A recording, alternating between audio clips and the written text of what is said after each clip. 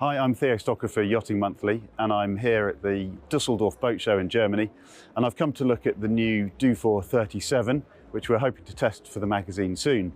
It's been on the water for a few months already, and it's been nominated for the European Yacht of the Year 2023. So I'm going to have a little look around, show you around, and let's see what we think.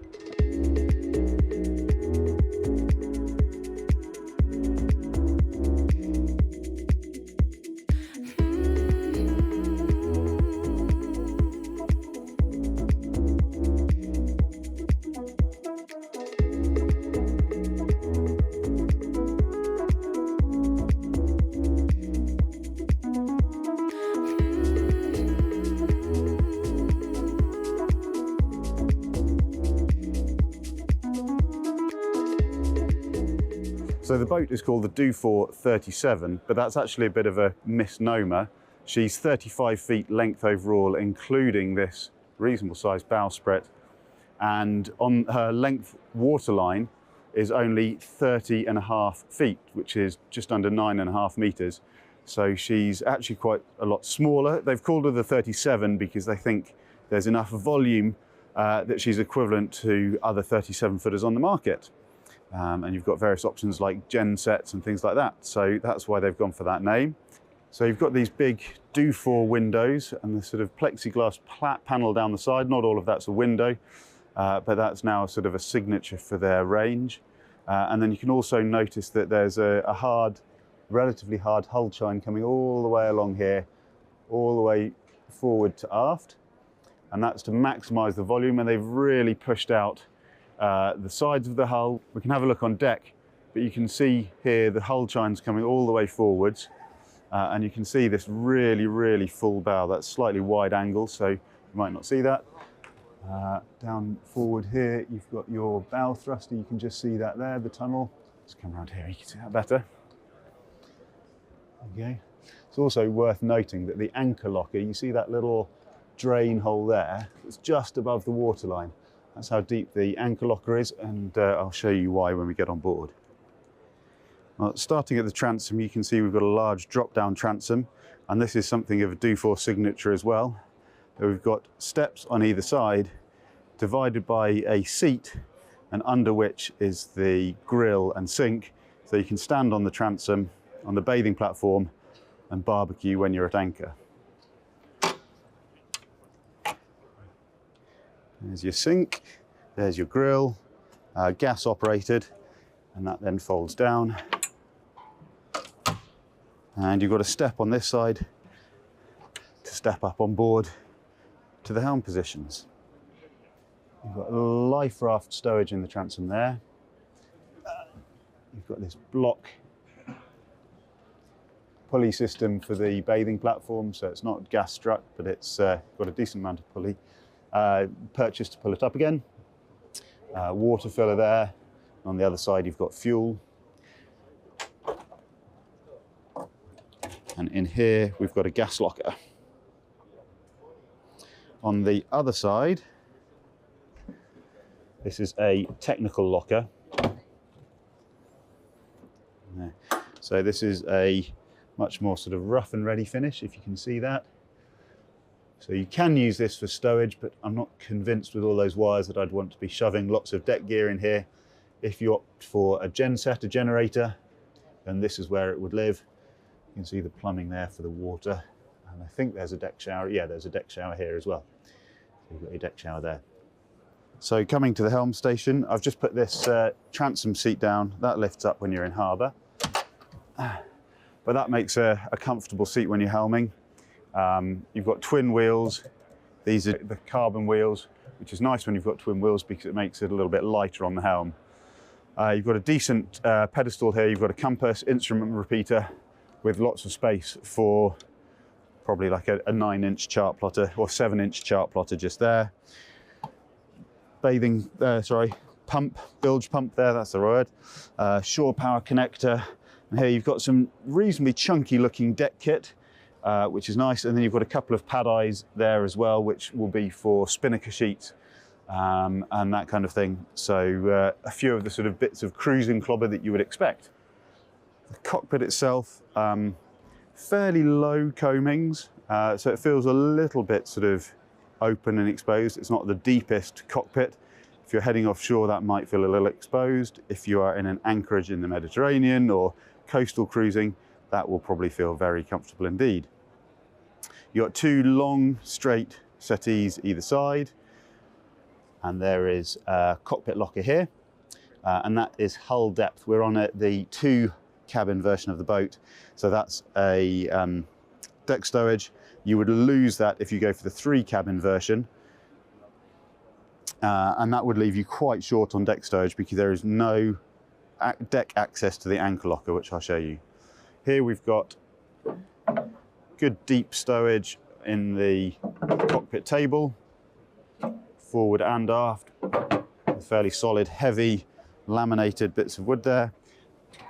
Leaves that lift up on either side, and that feels really good and solid. And that obviously also provides good bracing when you're underway, because otherwise it would be quite a wide cockpit.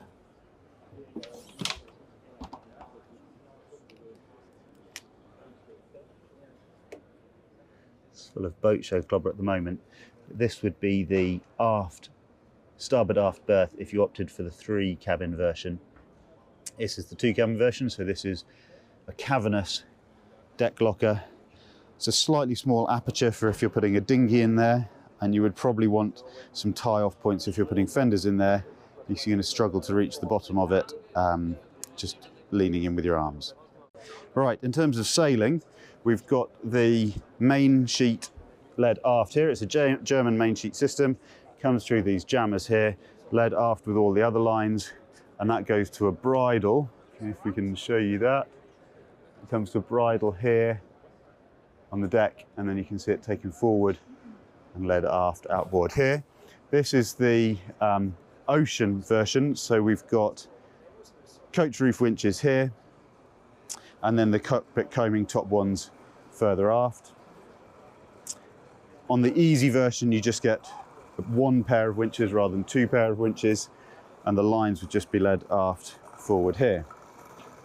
Climbing up on deck, slightly lower here if you come via the helm, and then you walk forward here, and you can see we've got completely unobstructed side decks, really good solid grab rails here that are screwed in, and that's the German main sheet system. That does go along the cockpit coaming top when you get into the cockpit, so you just have to be careful that people don't grab that if you're about to release it.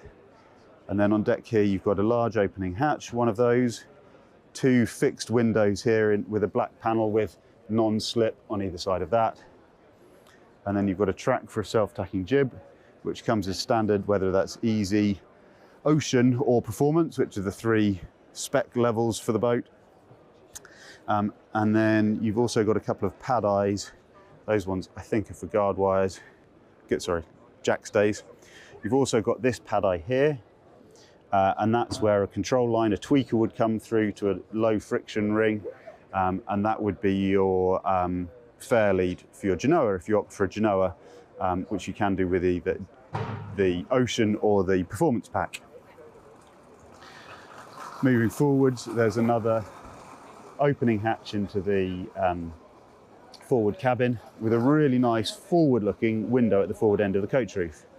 And then you've got this big open foredeck, which will be lovely for sunning yourself on, but you'll notice that there's no opening anchor locker here. Now, the company have done quite a lot to reduce moving parts on this boat and to increase the simplicity of it for maintenance and longevity, obviously also for efficiency and cost saving of building. You've got a decent electric windlass here for your anchor, and then that stows in the bow roller forwards here. The hawse pipe there goes down into a full depth anchor locker, which you can access through the forward cabin, which I'll show you. But it does mean that if you have a snag or you want to stow some fenders, you can't do that here. You'd have to go down below, or fenders stow aft in the main cockpit locker. So you've got rig from Z-Spars, and as I said, this is the ocean spec, which has the main sheet on a bridle halfway along the boom. If you go for performance, that will come to the end of the boom and will go to the main sheet, which will come down into the cockpit to a pad-eye. It was not a full width traveller.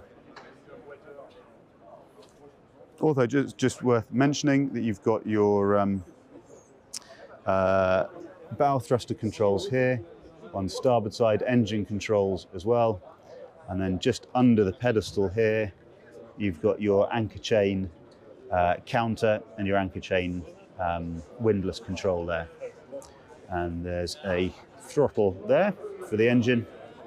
We'll have a look at that inside. Just before we head below, you've got some opening hatches on top of the coach roof there, and also these aft facing windows from the aft cabins or the heads. So that's just another way of getting more light into the boat. There's a little lift up threshold here, so in rough weather, or if it's a bit wet, you can keep a bit more water from going down below, which is quite a nice touch. Let's have a look down below. So down through the companionway, 4 level steps here, decent handhold on the hatch, and you come into this very nice voluminous space. You can see there's loads of lighting going on here, hidden lighting behind the lockers and on the cockpit sole. So starting with the layout, we have a large forward cabin there with double opening doors. We've got straight settees on either side. We've got a decent sized galley with double sink, top opening fridge, and a 2-burner gas hob there. We'll look at some of the details in a second. We have a large port aft cabin here in the 2-cabin version, and then on starboard side we have the heads. In the 3-cabin version, you can see up here there's moulding in the deck moulding. That's where the heads would go in place of this locker. This locker is just a large locker. It's not a chart table, so you've got locker space above, and then a locker space below and a big drawer at the bottom, which provides some of the storage space on board.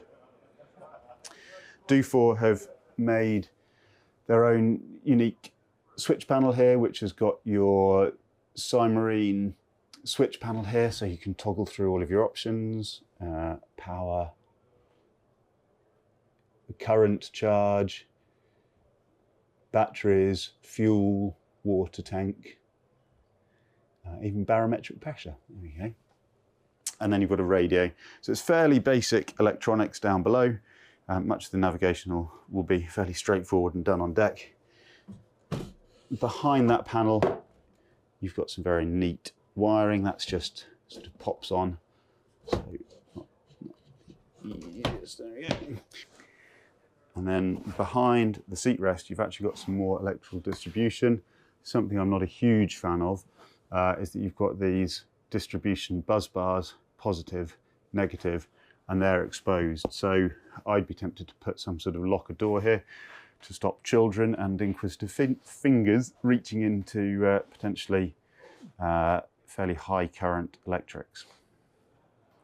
In the galley, you've got a large double sink here with space for drainage, which is always really useful for putting the drying up. And you've got a fairly cavernous top opening fridge here with a basket, large cold plate, bottle stowage at the bottom, which is really good.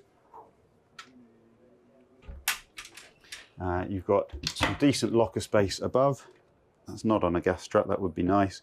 It's top opening, you're going to be a little bit careful things don't fall out, but there's also a plug in there, the little shiny silver thing, and that is in case you want to put your microwave in that locker. More locker space there. And then there's a top here. And that gives you a bit more workspace over the 2-burner Eno gas hob. Moving aft into the port aft cabin on the 2-cabin version, they've actually turned the berth sideways here, so you get a longer and wider berth.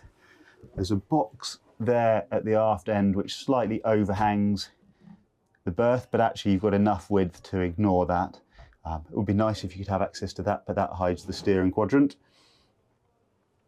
In the 3-cabin version, the cabin would divide just to this side of the steering post. You can see that coming out underneath the box there. and then you would sleep fore and aft. You could sleep fore and aft in this arrangement as well if you wanted to. And then you've got hanging locker space and shelved locking space. Right, let's have a look at the heads. You've got a good size heads here. This would be smaller in the 3-cabin version, and this would be the start of the third cabin. You've got a pull-out shower, these nice large mirror lockers, they're top opening. I'd quite like a gas strut here, although you wouldn't want to catch your head on that by leaving it open, so maybe it's better without. And then you've also got access, if I can turn you around here. And then you've also got access to the cockpit locker, which is effectively the berth, what would have been the berth. Sorry, lots of boat show boxes in there at the moment, but that gives you access to a utility space, or just stowage space. It doesn't have a wet locker in here, so you would just need to, there is a hook here for hanging foul weather gear, and then you've got an opaque window there and an opening locker there. In the saloon then, we've got this huge opening table, and underneath there's stowage space, which looks like slightly wasted space, but there's actually space for a little stool. So you can have somebody at the end of the table, and then obviously bottle stowage in the top, and a rather neat solution in here for, well, that's bottle stowage. But you've actually got a power socket here so that you can plug your laptop in, space for cables to come out under here, and then you can sit at the saloon with your laptop and do your work here. Obviously more people are working from home or working remotely on boats, where you're just planning navigation. And then you've got the double doors. One of those can be closed if you don't want them open.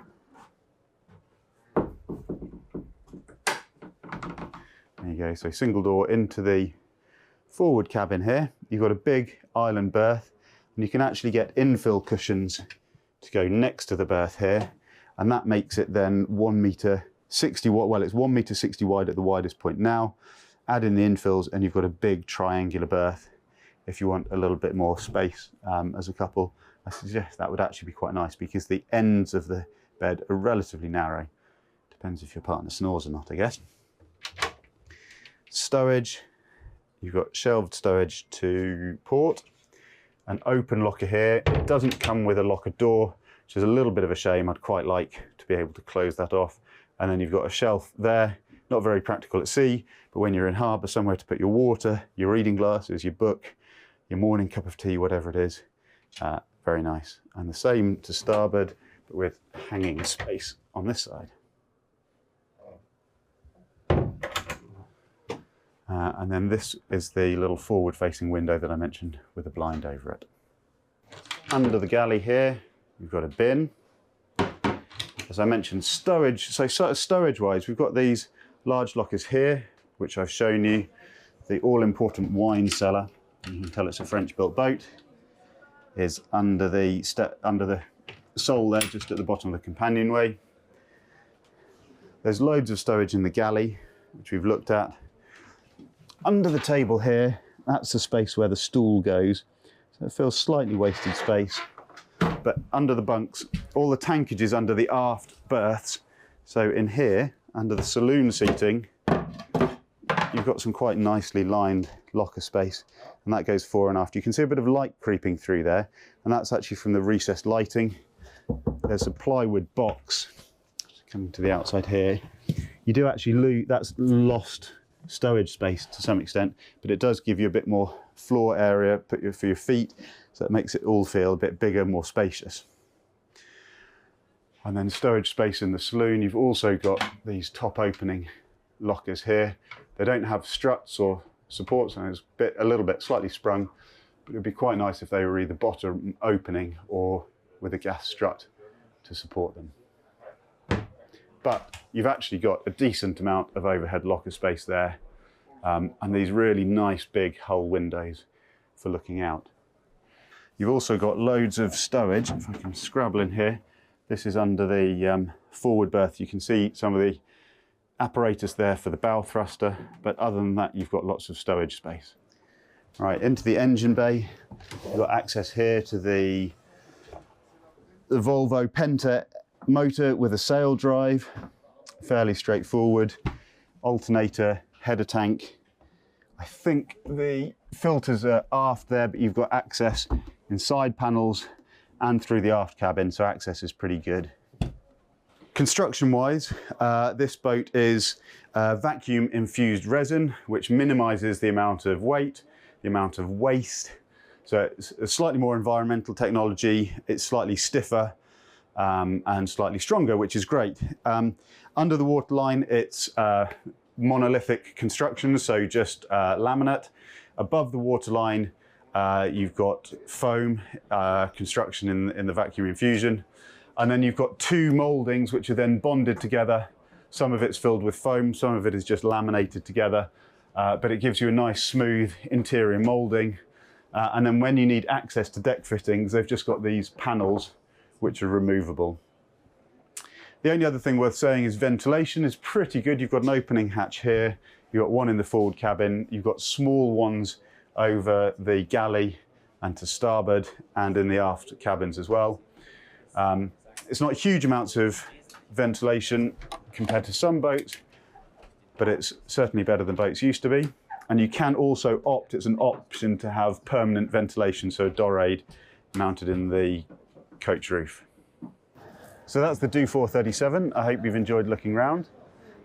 In terms of the boat, I think it's a really nice looking boat. I think it would be a great holiday boat, a great coastal cruiser, Mediterranean boat, that kind of thing. Clearly it's a production boat, so there are a couple of little rough corners that I found, but nothing too worrying. I'd like the electrics covering up, but otherwise it feels like a really nice environment to be in. In terms of price, the base price, excluding VAT, is 156,000 euros. Sail away price, so with sails and all of a reasonable spec fitted to the boat, is 200,000 euros, excluding VAT. And by the time you've added in tax, you're probably looking at about 240, 250,000 euros, something like that, which isn't bad for a 37 footer, albeit this is a 35 footer with a lot of volume.